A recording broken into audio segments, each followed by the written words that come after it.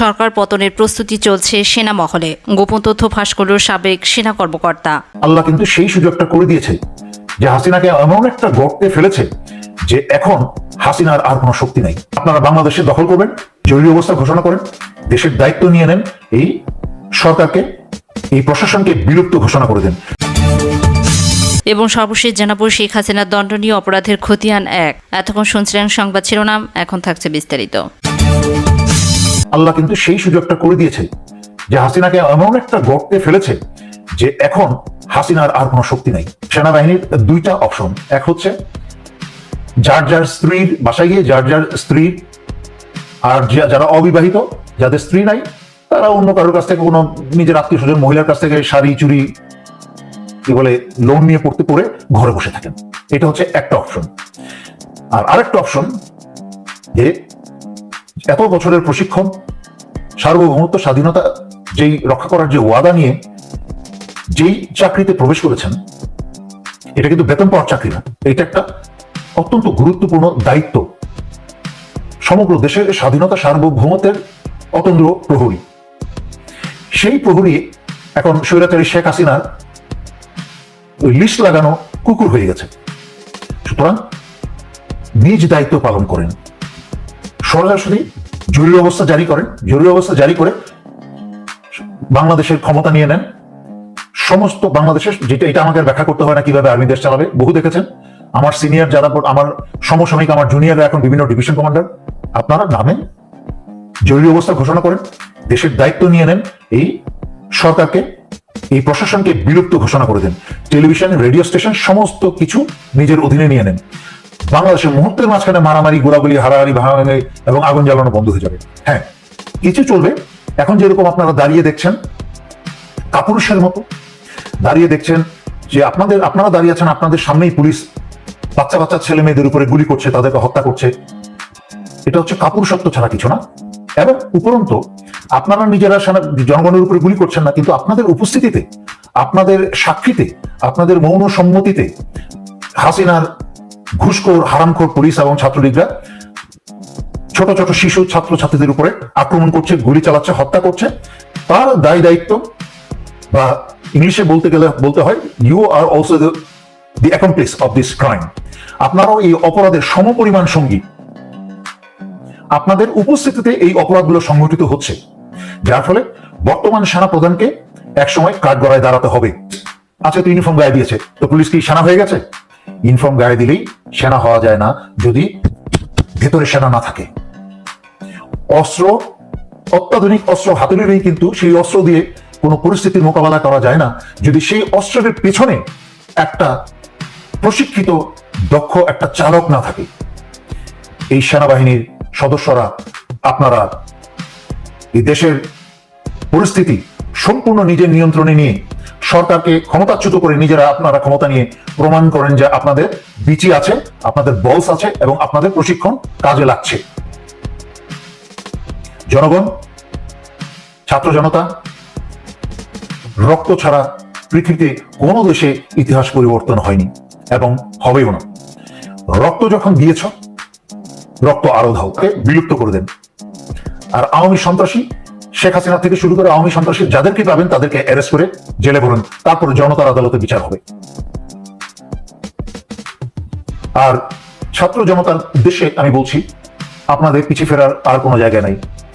বাংলাদেশে হয় গৃহযুদ্ধ শুরু হবে, আর নয়তো শেষ রক্তবিন্দু পর্যন্ত আপনাদেরকে যুদ্ধ করে এই সন্ত্রাসী হায়নার পুলিশকে এবং ছাত্রলীগকে পরাজিত করে বাংলাদেশের ক্ষমতার দায়িত্ব আপনাদেরকে নিতে হবে।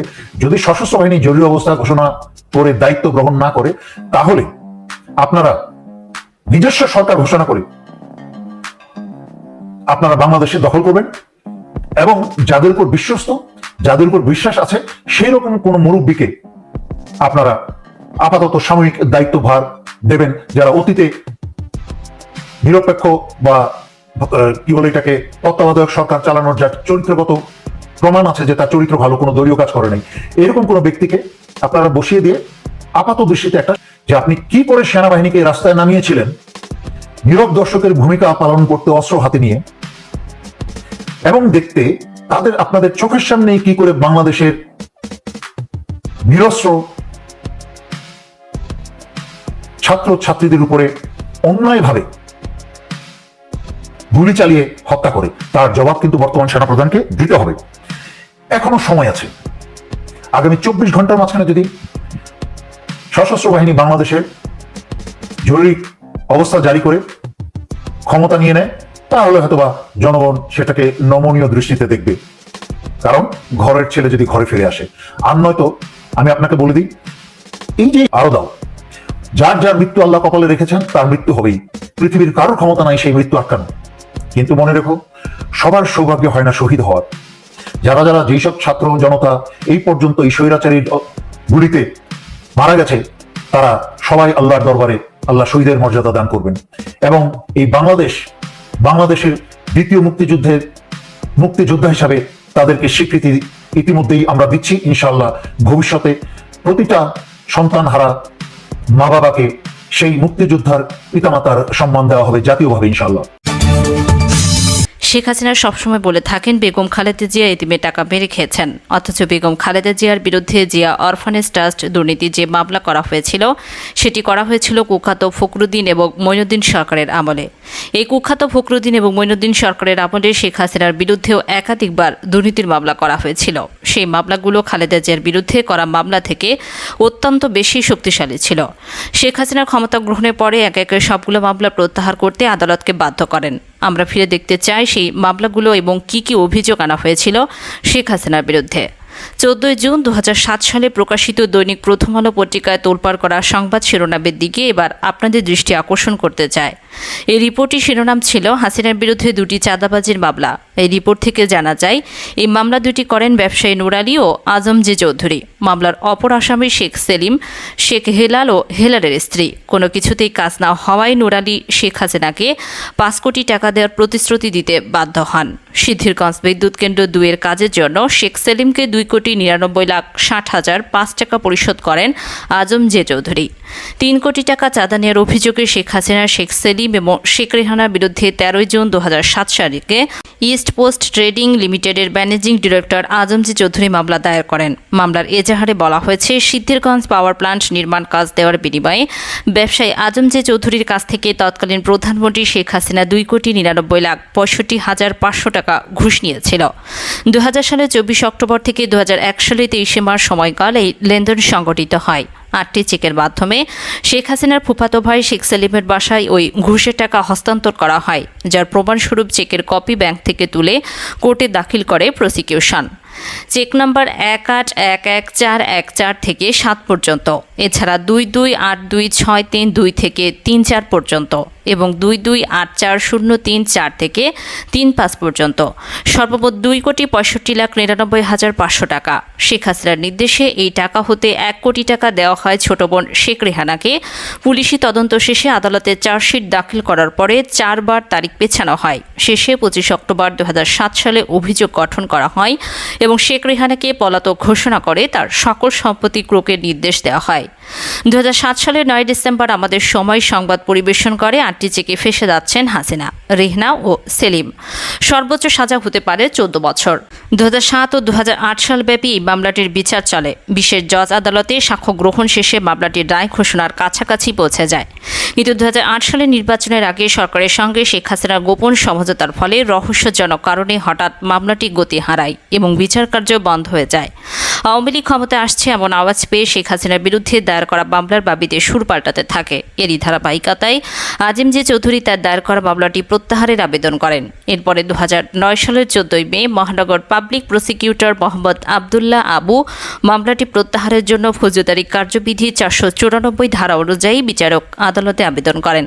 রাষ্ট্রপক্ষের আবেদনের পরিপ্রেক্ষিতে 14 মে ঢাকার 5 নম্বর বিশেষ জজ আদালতের বিচারক মোজাম্মেল হোসেন মামলা প্রত্যাহারের আদেশ দেন। আর এভাবে বহুল আলোচিত মামলা থেকে অপরাধের সাথে সংশ্লিষ্টতা থাকার পরেও বেঁচে যান শেখ হাসিনা ও তার পরিবারের সদস্যরা। আওয়ামী লীগ নেতা ও ব্যবসায়ী নুর আলী শেখ হাসিনার বিরুদ্ধে বহুল আলোচিত চাঁদাবাজির মামলাটি দায়ের করেন। ওই চাঁদাবাজির ঘটনার সমর্থনে জয়েন্ট ইন্টারোগেশনের সেলে স্বাক্ষর দেন শেখ হাসিনার ফুফাতো ভাই শেখ সেলিম। মামলা সূত্রে প্রকাশ, হরিপুরে বার্স মাউন্টের বিদ্যুৎ কেন্দ্র নির্মাণের বিষয়ে পিডিবির সাথে তার কোম্পানির চুক্তি হওয়ার পরে শেখ হাসিনার ফুফাতো ভাই শেখ হেলাল নুর আলীর বাসায় গিয়ে শেখ হাসিনাকে 5 কোটি টাকা ঘুষ প্রদান করতে বলেন, অন্যথায় তার কাজ বন্ধ হয়ে যাবে। 8 জুন 1997 থেকে 20 মে 1999 তারিখের মধ্যে 12টি চেকের মাধ্যমে নূর আলী 3,20,00,000 টাকা দেয় শেখ হাসিনাকে। বাকি 1,80,00,000 টাকা শেখ হেলালের মাধ্যমে প্রদান করেন। কাজ বাতিল করে দেওয়ার হুমকি দিয়ে শেখ হেলাল নূর আলী থেকে আরও 1 কোটি টাকা হাতিয়ে নেন এবং বোরাক রিয়েল এস্টেট হতে 12টি ফ্ল্যাট শেখ হেলালের স্ত্রী রূপা চৌধুরীর নামে রেজিস্ট্রি করে দিতে বাধ্য হন। এছাড়াও শেখ হাসিনার পুত্র সজীব অজয় জয়ের আইটি অফিসের জন্য পান্থপথের ইউটিসি বিল্ডিংয়ে 5,388 বর্গফুটের একটি ফ্লোরের অর্ধেক উপটোকন দেন। এই ফ্ল্যাটটি আওয়ামী লীগ নেতা কাজী জাফরুল্লাহ নামে রেজিস্ট্রি করা হয়। 2008 সালের 29 ডিসেম্বর জাতীয় সংসদ নির্বাচনের আগেই মামলাটি প্রত্যাহারের আবেদন করেন নূর আলী। এমনকি প্রেস কনফারেন্স করে প্রকাশ্যে ক্ষমা চেয়ে শেখ হাসিনার সাথে একই মঞ্চে বক্তৃতা করতে দেখা যায় নূর আলীকে। আর এভাবেই ক্ষমতায় এসে আলোচিত মামলাকে ধামাচাপা দিতে সক্ষম হন শেখ হাসিনা। 2008 সালে নির্বাচনের পূর্ব পর্যন্ত শেখ হাসিনার বিরুদ্ধে মোট 15টি মামলা হয়েছিল। এর মধ্যে 13টি মামলায় মোট 14,863 কোটি 90 লাখ 51,188 টাকা দুর্নীতি অনিয়মের অভিযোগ আনা হয়। এছাড়া একটি ছিল খুনের মামলা আর একটি সেনানিবাসে অবৈধভাবে প্রবেশের চেষ্টার অভিযোগের মামলা। 2009 সালে শেখ হাসিনার নেতৃত্বে মহাজোট সরকার ক্ষমতায় আসার পর তার বিরুদ্ধে দায়েরকৃত 12টি মামলা প্রত্যাহার করার জন্য সরকারের সিদ্ধান্ত নেওয়া হয়। সে মোতাবেক পরে 6টি মামলা সরাসরি প্রত্যাহার করা হয় এবং 9টি মামলা আদালতে বাতিল করা হয়। 1/11 সরকারের করা ভুয়া মামলায় বেগম খালেদা জিয়াকে ফাঁসিয়ে দিয়ে সাজা দিয়েছেন শেখ হাসিনা। অথচ সেই 1/11 সময় দায়েরকৃত তারা নিজের বিরুদ্ধে করা সবগুলো মামলা বাতিল করা হয়।